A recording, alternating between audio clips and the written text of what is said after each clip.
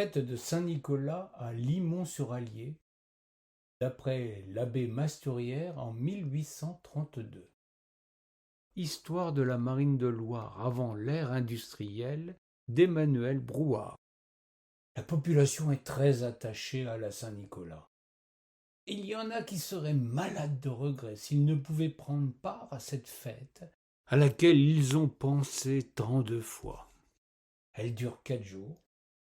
L'abbé la trouve très singulière et teintée de paganisme.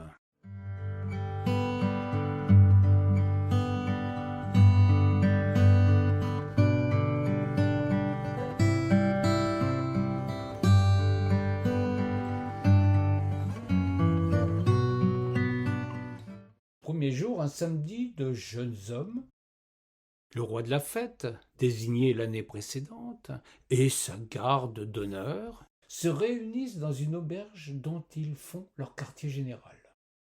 Armés d'escopettes et de mauvaises rapières, ils portent au chapeau une cocarde de couleur. Ces jeunes se rendent à l'église et en sortent les vieux drapeaux offerts autrefois à la marine. Suivis d'une foule d'enfants, ils se rendent ensuite au pied d'un vieil ormeau perché sur une colline, où ils y retrouvent un tambour et un joueur de fifre loués pour la fête. Le cortège revient dans le bourg en musique et bannière au vent. Il marche fièrement au milieu des rues sous les yeux des spectateurs. Femmes et filles regardent et sont regardées. Le bruit sourd du tambour et le son perçant de la flûte réveillent les souvenirs du vieillard qui regrette toujours le temps passé, mettent en mouvement une jeunesse impatiente de se livrer au divertissement. Par le passé, la troupe rendait les hommages au château par une salve de mousqueterie. Maintenant, elle rend visite au maire et au curé. Quand le soir tombe, elle va chez une jeune fille, choisie 1 an plus tôt comme reine de la fête. Elle donne sa main au chef de la garde d'honneur et ouvre le bal. On boit ensuite à sa santé et on se donne rendez-vous au lendemain. La troupe retourne à l'auberge pour souper et boire.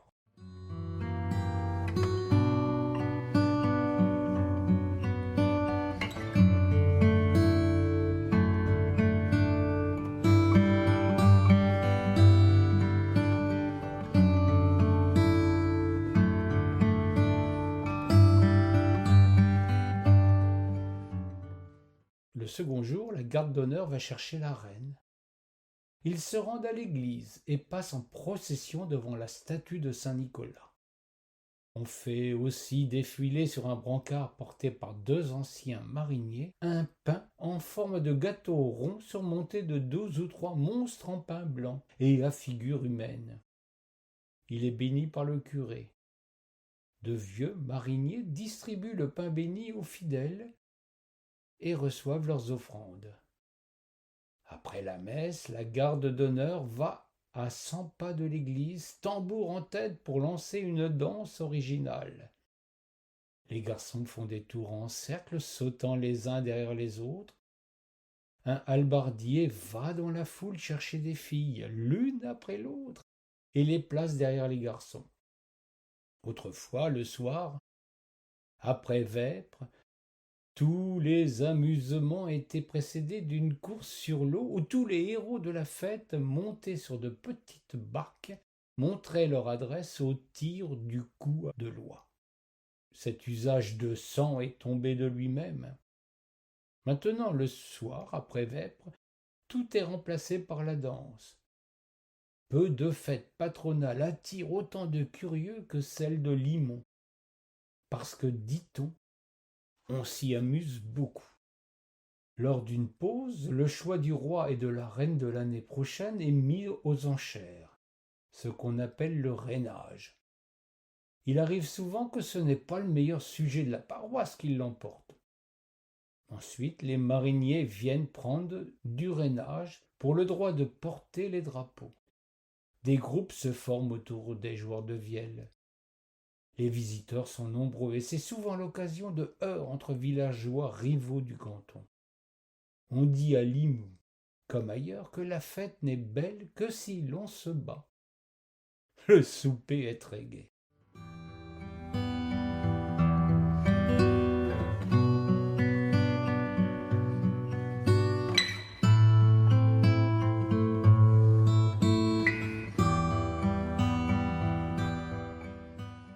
Le troisième jour est celui des hommes mûrs, les bons papas, les patrons de la marine du lieu qui ont crédit et le bras long dans la Manche.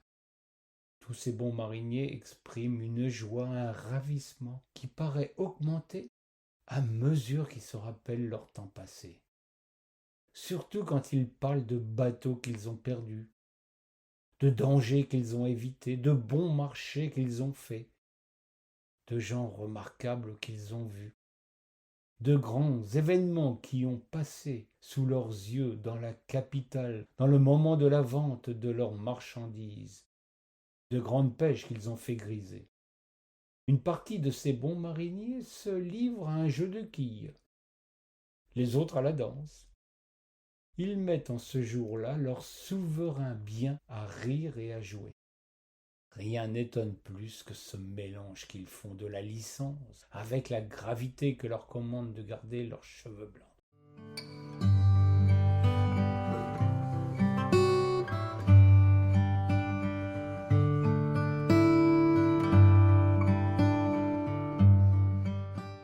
Le quatrième jour, les jeunes de la garde d'honneur dansent d'abord devant l'auberge. Après quoi, ils font au milieu des curieux la conduite au ménestrier avec les drapeaux jusqu'à l'ormeau où ils les avaient accueillis. Un de ces jeunes porte au bout d'une hallebarde un gâteau rond. Au pied de l'arbre, on creuse un trou dans lequel, après 1000 grimaces plus ou moins ridicules, on enterre un Saint-Nicolas en pain blanc en jetant sur lui quelques verres de vin. Les ménestriers font danser une dernière fois les jeunes gens, avant de prendre congé. La troupe rentre tristement au village. Ces pauvres héros dont le rôle s'achève vont ensuite à l'église. On avait offert au saint sur sa statue le raisin le plus précoce et le plus beau de l'année. Ces jeunes gens l'arrachent de ses mains et le mangent dans le lieu saint, en faisant des gestes par trop indécents. On voit un de ces jeunes gens faisant l'office de consultant à genoux avec un air riant devant la statue de Saint-Nicolas et lui demandant en termes libres s'il ne se mariera pas bientôt. Et un autre derrière la statue répondant au suppliant un oui qui est récompensé d'une pièce de 5 francs quand la prédiction est favorable, ou un non auquel le consultant répond de mauvaise humeur qu'il ne fera plus la fête. Le soir est venu, ils soupent une dernière fois ensemble. La nuit tombe, ils parcourent les rues, s'emparent de portes, contrevents, charrettes, qu'ils exposent devant l'église, et en cachent certains pour contrarier leurs propriétaires, qui ne manquent pas pour les faire rendre de promettre aux jeunes gens le pourboire. C'est la fin. Chacun attend avec impatience le retour de la fête l'année suivante.